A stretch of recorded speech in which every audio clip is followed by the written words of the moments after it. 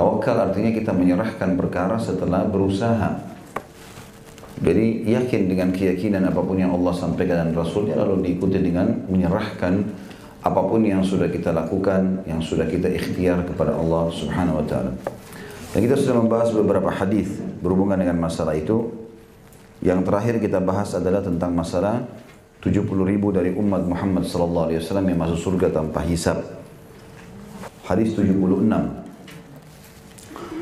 Saya bacakan dari Ibnu Abbas radhiyallahu anhuma juga, maksudnya juga di sini adalah karena hadis 75 Ibnu Abbas juga yang meriwayatkan hadis sebelumnya, bahwa Rasulullah SAW telah berdoa, Allahumma laka aslamtu wa bika amantu wa alayka tawakkaltu wa ilayka anabtu wa bika khasamtu Allahumma a'udhu bi'izzatika la ilaha illa ant an tudillani antal hayyul ladzi la tamut wal jinn wal insu yamutun.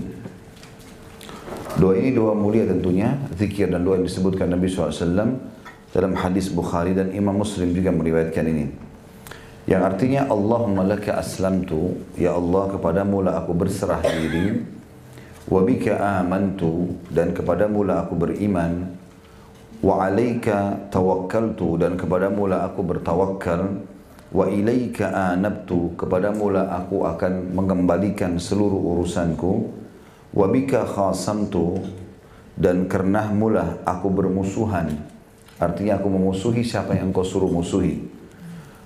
Allahumma a'udhu bi'izzatika, ya Allah aku berlindung kepada keperkasaanmu, la ilaha illa ant, yang tidak ada Tuhan yang berhak disembah kecuali engkau, antudillani, agar engkau tidak menyesatkanku, antal hayyul ladzi la tamut, engkau lazat yang selalu hidup, maha hidup, yang tidak akan pernah mati, wal jin wal insu yamutun, sementara atau sedangkan jin dan manusia akan mati semuanya. Ini makna globalnya. Seperti biasa kita akan lebih dalam mempelajari hadis ini. Potongan pertama dari doa ini, Allahumma laka aslamtu, ya Allah kepadamu lah aku berserah diri. Maknanya adalah seseorang muslim yakin dengan kebaikan Allah kepadanya. Kalaupun Allah sedang memberikan nikmat, berarti Allah perhatian dan sayang dengannya. Kalaupun Allah berikan cobaan juga sama. Itu bentuk kasih sayang Allah kepada dia. Mungkin Bapak Ibu bertanya, kalau nikmat kita bisa faham itu adalah bentuk kasih sayang Allah. Kalau cobaan bagaimana memahami? Kalau itu adalah bentuk kasih sayang Allah. Ini pernah saya kasih contoh, kalau masih ingat. Kalau ada pencuri atau siapapun ingin berbuat dosa, tapi kita kasih contoh pencuri. Dia sebelum mencuri, pasti Allah akan tanamkan dalam hatinya rasa takut. Tidak ada orang yang mau mencuri atau buat kriminal lalu nggak takut, itu nggak ada. Seberani apapun dia, pasti dia dimasuki dengan rasa khawatir, takut. Allah memberikan kepada dia peringatan yang kedua. Peringatan kedua, mungkin pada saat dia mencuri, maka Allah buat orang-orang mengejarnya supaya bertambah ekstra rasa takutnya. Ternyata dia merasa dirinya selamat, dia coba ulangi lagi. Yang ketiga, Allah SWT buat dia kepergok, sehingga digebuki misalnya. Kalaupun masih lolos misalnya, kalaupun dia lolos, dan tetap dia masih mau melakukan, nanti sekalian Allah SWT hukum dia. Allah buat masyarakat keroyokan sampai matilah atau apa saja. Karena tahapan-tahapan ini diterabas aja sama dia. Saya pernah kasih contoh juga orang mau berzina begitu. Dia mau lakukan di hotel, takut. Kalau tetap dia lakukan, Allah datangkan peringatan setelahnya. Ada orang yang lihat dia, supaya dia berhenti. Mungkin cuma satu orang, tapi kelirunya dia negosiasi sama orang itu. Jangan bilang orang ya. Dia tetap terabas, lakukan. Nanti akhirnya berzina, naudzubillah. Kemudian mulai ada masalah dalam rumah tangganya. Tetap juga dia lakukan, maka nanti Allah SWT buat dipermalukan. Polisi datang ke hotel malam minggu, nanti digerebek, nanti kebongkar kedoknya dan seterusnya. Jadi selalu ada begitu. Berarti hukuman pun yang datang kepada pelaku maksiat bentuk kasih sayang Allah. Karena bayangkan kalau pencuri tersebut tidak pernah kepergok, kira-kira berhenti nggak dia? Masalahnya itu. Begitu juga dengan orang berzina tadi. Kalau tidak, misalnya kita bebas berzina, tidak pernah ada peringatan dari Allah. Kira-kira ada orang yang tidak berzina? Berzina semua orang. Dia pikir aman-aman saja. Tapi subhanallah Allah datangkan peringatan-peringatan. Itu bentuk kasih sayang Allah. Makna berserah diri di sini adalah semua apapun yang telah diberikan dalam bentuk nikmat dari Allah. Semua cobaan pun dari Allah. Dan itu pasti Allah karena sayang dengan kita sebagaimana sudah saya jelaskan contoh tadi. Jadi jangan pernah berpikir Bapak Ibu sekalian kalau cobaan sedang datang, oh ini berarti buruk buat saya. Enggak. Justru itu peringatan, itu bentuk kasih sayang Allah kepada kita. Kita jadi merasa, oh ternyata saya manusia, butuh kepada Allah. Kalau Bapak Ibu bisa tiap hari terus bergantung sama Allah, mungkin nggak ada cobaan. Kalau tiap hari, selalu kita bangun tidur sudah langsung berzikir, langsung bertaubat, langsung baca Quran, langsung ibadahnya semua, mungkin nggak ada cobaan. Masalahnya kan kita banyak lalai. Nah cobaan kalau datang, membuat kita sadar lagi. Kalau kita ikhtiarnya selain kepada taubat, selain kepada doa, nggak akan dapat solusi. Masalah itu terus bergantung. Tapi kalau kita kembalikan kepada Allah, kita akan temukan ada jalan keluarnya. Itu makna aslamtu, aku menyerahkan diri. Sebagian ulama memberikan, maksudnya dia menyerahkan diri, menganggap semua ini kebaikan bagi dia. Itu makna aslamtu. Makna yang lain kata ulama, aslamtu adalah berserah diri kepada hal-hal yang dasarnya Allah subhanahu wa ta'ala bebankan kepada dia. Seperti misalnya orang lahir dalam keadaan cacat, ya. Atau orang ditipu oleh orang lain, ya. Atau apa saja, maka dia juga berserah diri di situ, ya. Artinya dia yakin Allah subhanahu wa ta'ala akan memberikan kepada dia jalan keluar. Potongan yang kedua, wabika amantu, kepadamu lah aku beriman. Dan kita sudah tahu iman adalah asas agama kita, karena ada 6 rukun iman. Iman kepada Allah, kepada malaikat, kitab-kitab, rasul-rasul, hari kiamat, dan juga takdir baik dan takdir buruk, ya. Dan makna daripada wabika amantu, artinya aku beriman bahwasanya semua ini adalah ciptaanmu ya Allah. Dan sangat berhubungan dengan kalimat aslam itu tadi. Potongan ketiga, wa alaika tawakkaltu, dan kepadamu lah aku bertawakal. Sekarang aku sudah dicoba, aku akan ikhtiar ya Allah. Selebihnya aku serahkan kepadamu.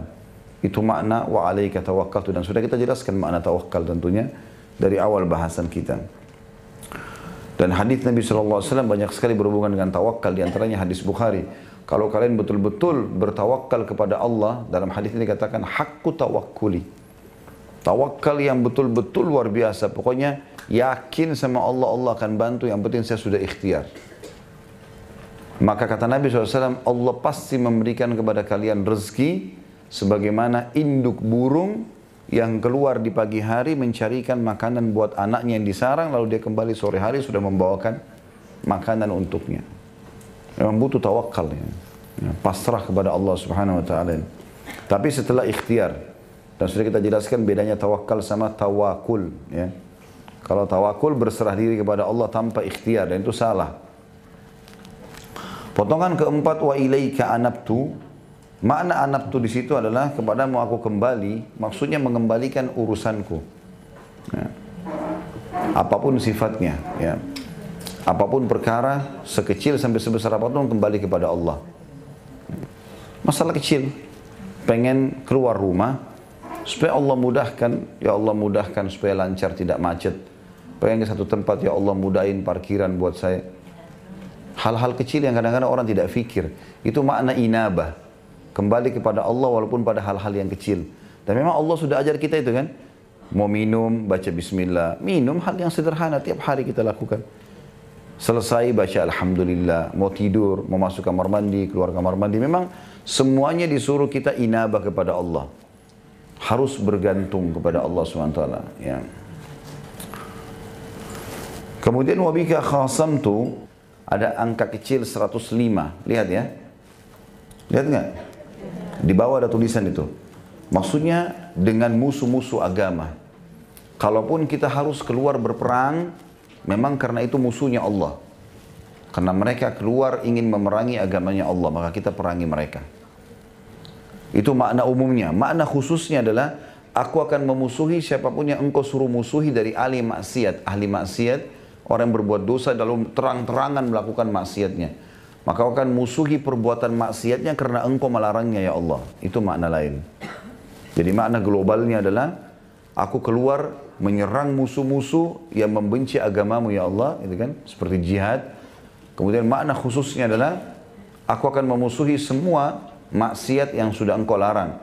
Sehingga kita memusuhi pun orang yang melakukannya bukan karena fisiknya tapi karena perbuatannya.